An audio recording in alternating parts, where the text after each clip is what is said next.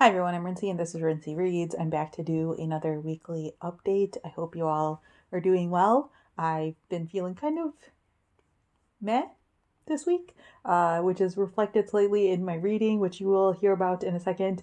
I think it's partially that sort of getting out of the cold stage, but not fully out of the cold stage feeling of like, you're getting better, but you're not fully better yet, and you just kind of want to be better. That's my mood, and I feel like you're going to feel that while I'm talking about books, so I just wanted to give you that forewarning. All right, first up I have The Glass Hotel by Emily St. John Mandel. This is a book that I did a full review of on Monday, so I'm not going to talk too much about it here, and I will link the review up in the card so you can check that out if you haven't already. If this name sounds familiar to you, Emily St. John Mandel wrote the extremely popular Station 11, which is a book that I adored, and I was looking forward to this book a lot, and then I heard like mixed things about this book, so I went in with lowered expectations, and I ended up enjoying it, but just not loving it. I gave it a 3.5 out of 5 stars. I will say that I think this is a relatively enjoyable read, but it feels like it also loses focus at times. There's no way for me to give a really easy synopsis, but basically you're following like a handful of characters over a bunch of different times. Like you jump around in time a little bit. If you want to hear me struggle through a synopsis of this book, you can go watch the full review because it's not easy to summarize this book, and I think that's part of like the problem with this book. Like it lacks a focus and like a point almost. But yeah, it wasn't a terrible read by any means. Like if you watched my Friday reads from last week, you would have heard me talk about how much I was enjoying this book, and I was really enjoying this book, but it kind of just like lost me in the middle a little bit. But yeah, not bad, but not great either. So 3.5 stars. Full thoughts in that review. Next, I finished The Murmur of These by Sofia Segovia, and this is translated from Spanish by Simon Bruni. I gave this book a 4 out of 5 stars, although it probably is leaning towards like the 3.5 end of the scale, but I rounded it up because the writing in here is really, really beautiful. It's just that like it's a thicker book, so there are parts in here that feel a little bit overwritten or repetitive. So this is a story that takes place in a small village in Mexico in the early 1900s. This story follows like this family over the course of like a couple of decades, and there are kind of like two points of view to the story. There is like this omniscient third person point of view, and then there's like the point of view of a specific family member. And the way the story starts is there is this woman who basically loses her child but ends up becoming like a wet nurse in the village. One day she like stops being a wet nurse, and then she grows older, and she's like, a grandmother age, so like too old to have kids, anything along those lines. And she's like known for like sitting on her front stoop basically all the time in her rocking chair. And one day like her family realizes she's not sitting in the rocking chair anymore, and so they go out and search for her, and they find her in like a field or a farm area, something along those lines, with a baby in her hands who's like covered in bees. And they end up taking this baby home, and the like woman who finds the baby is like the grandmother to him. So they basically end up adopting this boy named Simon Opio, and you like follow this family as like Simon Opio grows up. The other point of view that I mentioned earlier is one of Simon Opio's like adopted brothers, and you follow them, as like various things just happen to their family. So it's like this not generational, but like just sort of this like epic family tale with magical realism woven into it. It's not like a perfect book, for me at least. I think it'll be a perfect book for certain people. You have to be okay with like fabulism or magical realism, because like that plays a huge role in this. Simon Opio was found like covered in bees, but like the bees don't sting him. He's like friends with the bees and can communicate with the bees.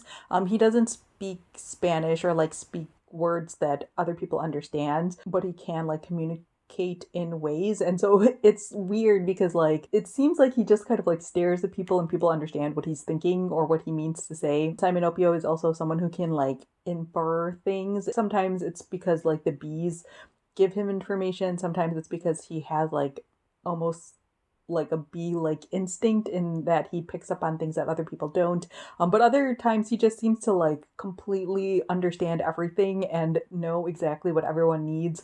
And that stuff I'm always just like, Like, Simon Opio is basically like Jesus-like figure in this book because he does no wrong at all. And even when he's doing wrong, he's really doing the right thing. And I don't find that to be like super interesting personally, but I think that this is actually a really, really interesting family that goes through difficult circumstances, and how they like face everything is really like beautiful and heartbreaking. Again, if you watched last week's video, you would have seen me talk about the fact that this takes place during the Spanish flu epidemic, which was interesting, but that only plays like a small part relatively. Like, there are chapters focused specifically on that time period, and those chapters are like really real, but after that they don't really talk about it as much anymore. Like, obviously there are effects of the Spanish flu that impact the family, and that sort of carries on, but it's not like the entirety of this book takes place during the Spanish flu epidemic. So if you saw that last week and were like, just know it's not like the majority of the book or anything along those lines. There's just a couple of chapters that talk about it specifically. But the way that they talk about it in here is like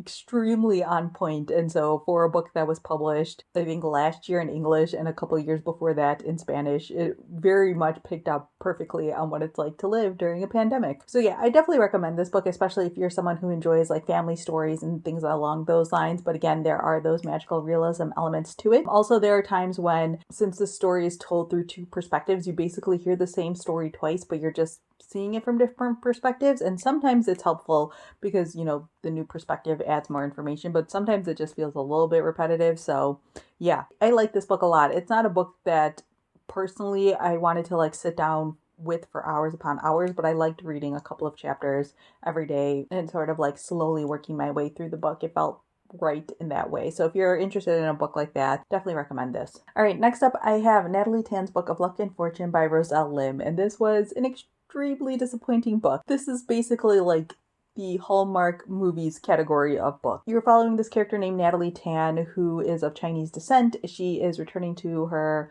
childhood home in San Francisco after her mother has passed away. She like left the home under like disagreeable terms between her and her mother, and they weren't really speaking to each other. And it's because like Natalie wanted to go to culinary school and become a chef and all those things, but her mother didn't really approve of that. It's partially about like Natalie returning to her childhood home and dealing with that situation, and it's partially also about the gentrification of San Francisco, and specifically in Chinatown. Natalie wants to open up a restaurant in the area. She decides since she's coming back. Her grandmother used to run a restaurant underneath their apartment, and then after the grandmother passed away, the mother basically shut down the restaurant and like didn't want Natalie becoming a chef or doing any of those things, but Natalie decides that she's going to try to do it anyways. So let's start with the pros of this book. And by pros, I mean like the positive aspects, not the writing. I love books that talk about food a lot, and this is definitely a great book that talks about food in the sense that it will make you very hungry. It talks about like very specific recipes and like specific dishes, and specifically obviously Chinese dishes and things along those lines. And so I love books with food writing. I also think there's a lot of really good discussions in here about like Chinese culture and the way like Chinese families or Chinese people deal with death and those sort of rituals and circumstances and all of those things. I'm obviously not Chinese, so I can't like necessarily verify the accuracy of all the stuff talked about in here, but I'm assuming it's relatively accurate. And so if you're interested in things like that, this book has that. However, like I said at the beginning of this discussion, this is basically like a Hallmark movie in book form. It's extremely cheesy. It's extremely simply written. Everything just happens to work out perfectly all the time. So like one thing is that like she enters her mother's apartment and sees a letter written to Natalie basically saying that she didn't want to be in this fight and she's like sorry,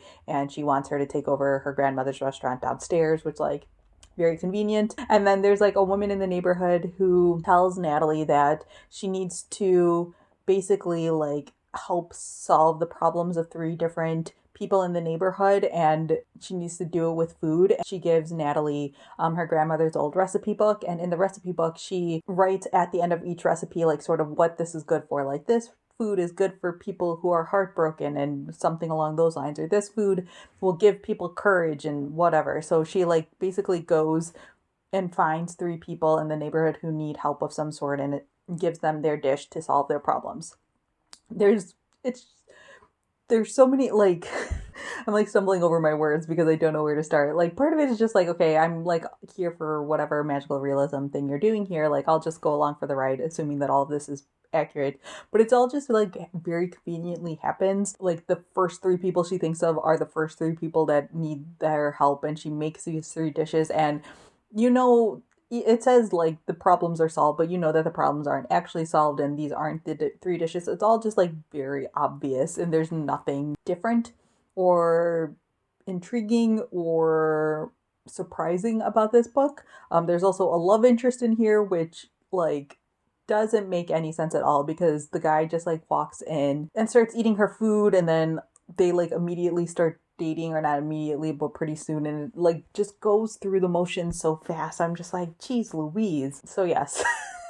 I said it was like 2.5 stars, and I would say that's accurate, because again, I didn't hate this book. Like, I liked it enough to keep going and finish it, but it was just completely predictable in my opinion. Again, Hallmark movie of books, which maybe Hallmark movies are your thing, so then you'll really like this book. Like, there are a couple of people I've seen who give this a really high rating, and I think it's because, like, if you want that in a book, this will do it for you. But that's not really what I want in a book most of the time. All right, and then finally, I listened to the third novella in the Murderbot series, which is called Rogue Protocol. This is by Martha Wells. Martha Wells is writing a full-length novel in this series, and so I decided I wanted to like kind of catch up. I had read the first two a while back, and then basically like lost track of it because I'm terrible at reading series. And so I was like, oh, I need an audiobook to listen to, and this audiobook was available, so I decided to pick it up. That was partially a mistake because I had read the first two ebooks, and then when I listened to the audiobook, the narrator just like wasn't what I wanted in my ear. I think it's partially because Murderbot doesn't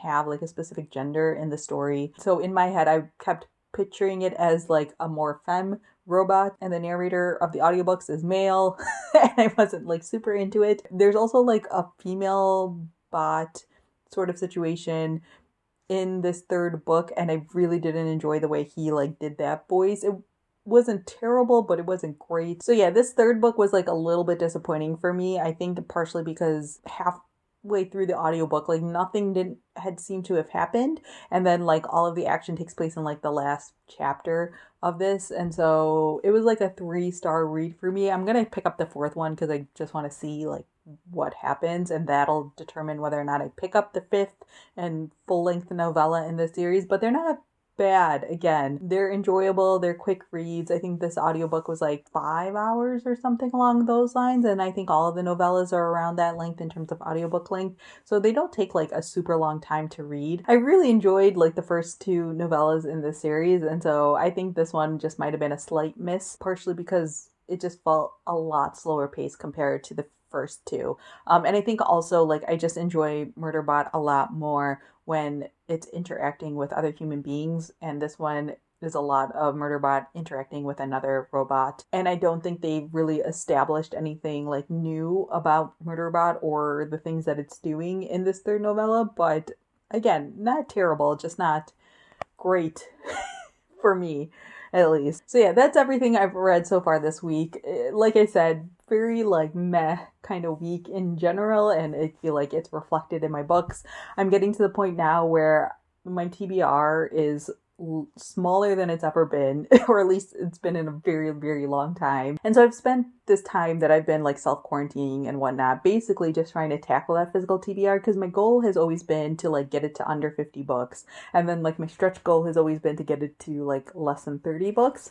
And so currently I'm sitting at 45, but that's with me like heavily DNFing books, because I'm just realizing while they're not bad books, they're just not really books I care to keep reading. And I think that's happening with a lot of the books that I'm picking up right now, and I can't tell if it's my mood or the books. So in terms of what I'm currently reading, I'm currently in the middle of the second book in the Macy Dobbs series, which again, I think this was just not the right book for the moment. It's not bad by any means. It's, you know, on the same level as the first Macy Dobbs book, but I think it's just not the right book for the moment. I'm just gonna finish it though because it's due back at the library, like the ebook is due back at the library, and so I'll just like finish it off so it can clear off my Kindle. I know I can do the thing where I put it into airplane mode and it doesn't update, but I'd rather just like get it off my plate. The other book I'm currently in the middle of is Triangulum, and this is a science fiction book. I just started it basically today and I got about 30 pages into it and I'm like, oh, this is interesting. My main concern is that the science might be too hard science for me. I don't read, again, a lot of science fiction, and so when I do, I like it to be on the softer science fiction side, but this one seems to be pretty like